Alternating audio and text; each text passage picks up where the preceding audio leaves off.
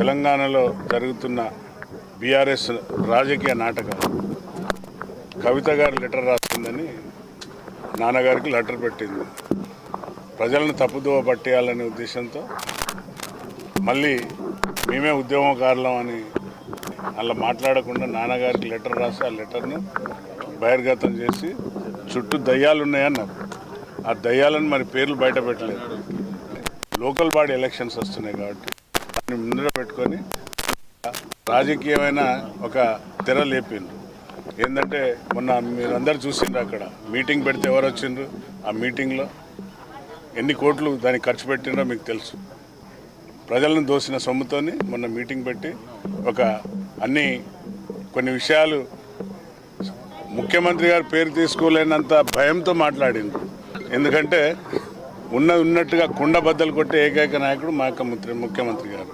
TRS ప్రభుత్వం చేసిన అప్పులను, ఆ అప్పుల కుప్ప మన నెత్తిలో పెట్టిపోయి దోసుకొని దాచుకున్న డబ్బులు ఏ విధంగా వాళ్ళు ఇప్పుడు ఖర్చు పెడుతున్నారో మనం అందరం చూస్తున్నాం. మీరు దయచేసి ఎవరి ఉచ్చులలో పడకండి, ట్రాప్లో పడకండి. ఇప్పటికే తెలంగాణ సుభిక్షంగా ఉన్న బంగారు తెలంగాణ చిప్పచేతులు ఇచ్చినట్టు చేసింది కాబట్టి అన్ని అప్పులు చేసి అప్పుల పేరు మీద దోసుకున్నారు కాబట్టి ఎక్సైజ్ పాలసీలో కూడా మనం చూసినాం.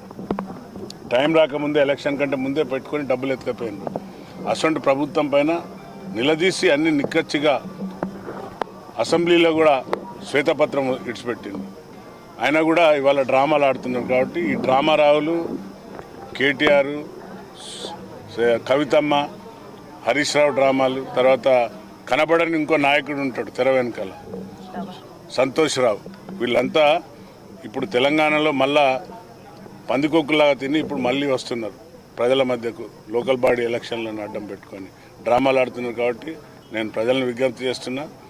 ప్రజాపాలన జరుగుతుంది సుభిక్షంగా. రాష్ట్రం ఉద్యోగులకు డబ్బులు, జీతాలు సరైన టైంలో ఇయ్యని టైంలో కూడా ఆ యొక్క ఉద్యోగస్తులకు ఈరోజు మొదటి నెల ఫస్ట్కే జీతాలు ఇచ్చే విధంగా గాడి తప్పిన ఆర్థిక వ్యవస్థను గాడికి తీసి ఈ యొక్క పాలన సాగిస్తున్న ముఖ్యమంత్రి గారు ఏదైతే నిఖచ్చితంగా చెప్పిండు కాబట్టి మనం అందరం ఆదరించవలసిన ప్రజలను నేను కోరుకుంటున్నా.